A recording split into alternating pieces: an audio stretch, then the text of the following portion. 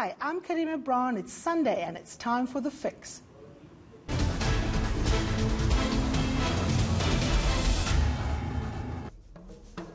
Welcome to this edition of The Fix, where every Sunday we hold those in power to account. We tell you what matters, how it affects you, and why you should care.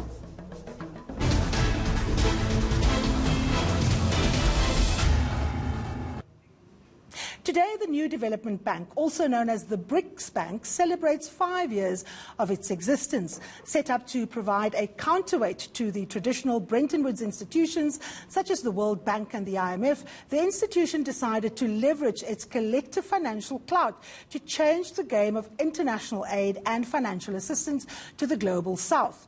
And given the current COVID-19 pandemic, it's prudent to evaluate just how the New Development Bank has been able to assist countries, including member states, such as South Africa, in their time of need. To do this, I'm joined by the CFO, that is the Chief Financial Officer of the bank. He is speaking to us from Shanghai this morning, Leslie Maasdorp. Thank you so much and welcome to The Fix. Thanks for having me, Karima. Now, before we get into the achievements on the bank, congratulations, by the way, on your 5th anniversary. Just remind our viewers what the financial aid package is that the BRICS Bank, as we also call it, gave to South Africa. Thanks, Karima. So, most recently, obviously right now, the world and South Africa is confronted with COVID-19. We're very pleased that we were the first bank to respond to the request from the government for financial assistance. As you know, we approved a loan of $1 billion on the 19th of June, and we will very shortly, in a matter of days, will be disbursing that $1 billion.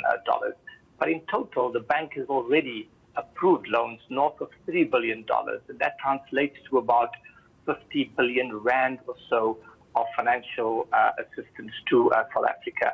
Most of that assistance have been in infrastructure loans. So we upgrading the Port of Durban, for example. We've got a major loan to Sunrail to expand our road network. We've got several loans to Eskom to help Eskom meet its obligations in terms of its environmental standards. With Medupi, for example, we are putting in place the equipment that can help Medupi meet its emissions standards. And then a whole series of loans to Industrial Development Corporation, Development Bank of Southern Africa. Those are all focused on, again, improving the energy mix, having a bigger green energy and renewable energy in the South African grid. So it has been a significant benefit for South Africa to have joined the BRICS coalition many years ago. Now, the information that you've just shared with us, that is obviously related to infrastructure, and that is going into the economy generally, and I'll come back to that. But let's get back to the $1 billion that you have decided to disburse as a consequence of COVID-19. I spoke with you when that decision was made, the weekend on which that decision was made. It is now almost, a few months later, and you were saying in a matter of days that money will be disbursed. Why has it taken so long? Is that the kind of normal passage of time that a tranche this big will come, or has there been any kind of hold-up? Because I must say, I'm a little surprised that the money isn't in South Africa yet.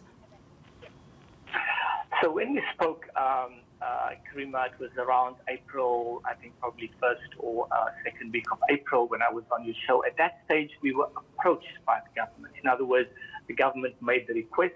You then have to go through a process of a few weeks of discussions on the nature of the financial package. You have to negotiate the details, the specifics, and you have to sign loan agreements. And these things take time. And then that agreed package has to be taken to the board of the New Development Bank, and that was taken to the board and approved finally, I think, on the 19th of June. So it is rather a short period to disburse a $1 billion loan in one bullet payment.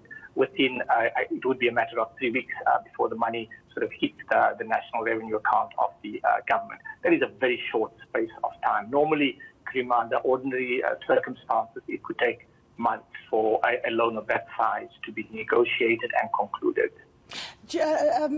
Leslie, the big issue with any foreign loan has been, of course, the terms and conditions of repayment. There's been a big debate in South Africa's economic circles and certainly amongst its political elite that some of the conditions may be very onerous. And this is traditionally when we speak about Bretton Woods institutions such as the IMF and the World Bank.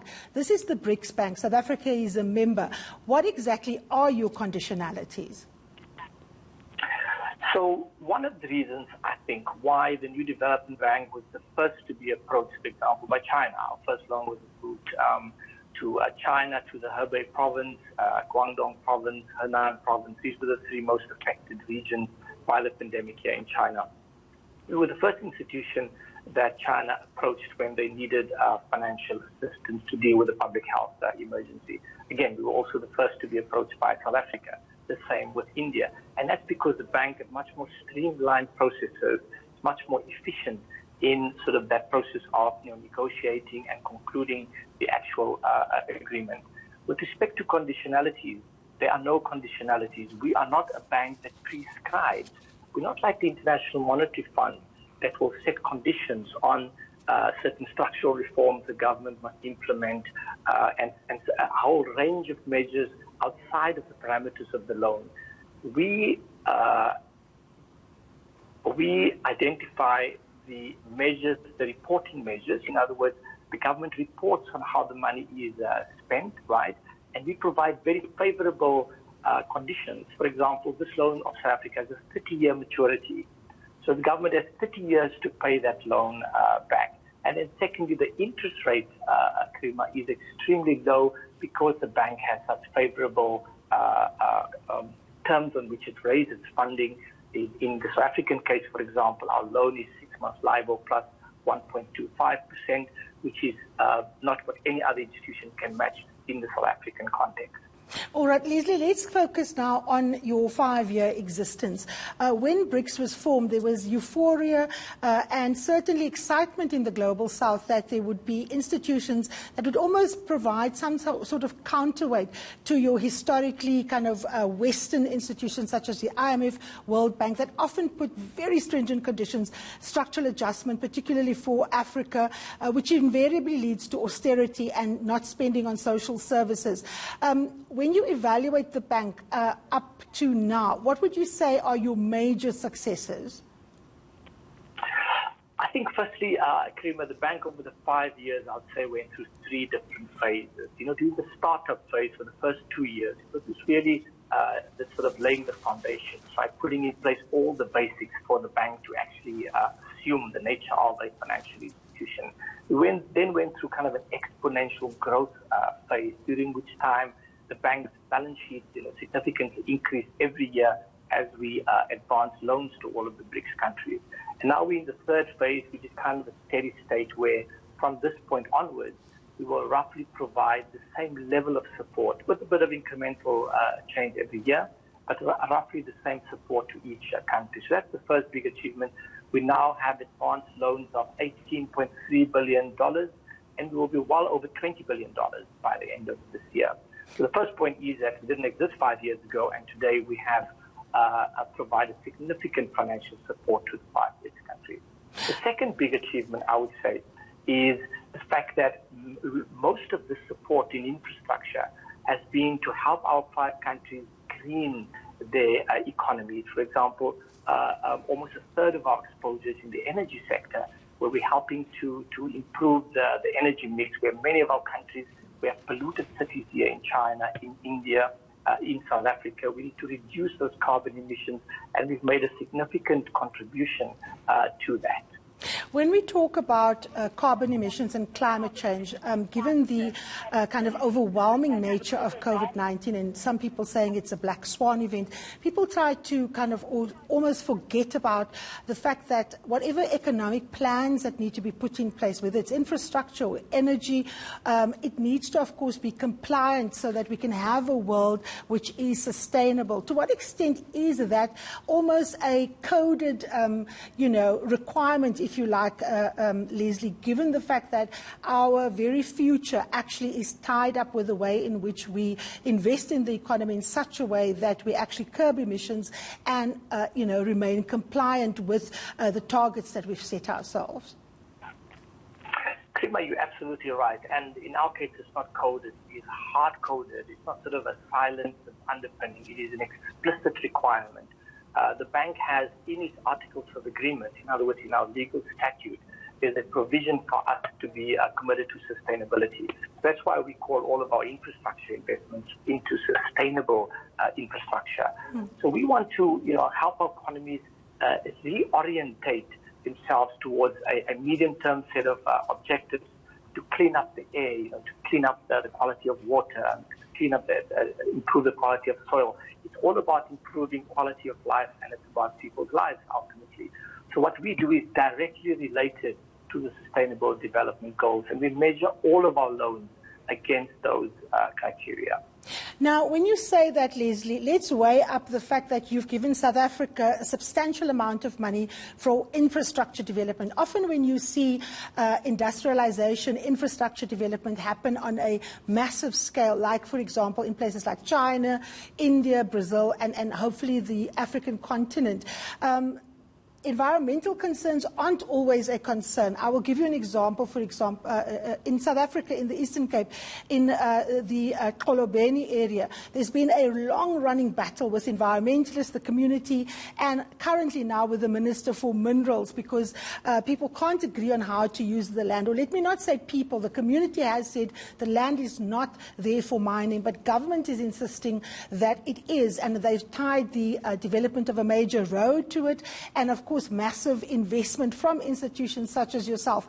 What do you do in instances like that, where the communities are very clear about their priorities and it's tied to things like sustainable development, but government is under pressure to develop jobs, to create, of course, investment, and come in with, the heavy muscle of money and infrastructure? What do institutions like yourselves do in cases like that? We believe as a bank, as a development bank, remember we assess our impact against certain developmental metric. We really strongly assert that there's kind of a false dichotomy. On the one side, to be either looking at sustainability or to sort of develop the economy. We integrate sustainability in every investment decision. So every single project has got, not as an annex, not sort of on the side, it is front and center of the due diligence process when that project is evaluated. So we don't afterwards look at, if we're going to build this road or if we're going to build this rail line, that, communities are going to be affected, and later on we'll deal with the sort of rehabilitation of the environment or deal with the relocation of communities. No, it is done up front. It is assessed up front. There has to be community consultation. There has to be ownership. We've had years and years of experience learning from other institutions, decades of experience from other multilateral development banks. So in our case, there's no excuse for us to adopt those kinds of measures which you're making reference to. We make sustainability front and center of the bank's agenda. All right, let's come to the global situation. I mean, a lot has happened since BRICS was formed.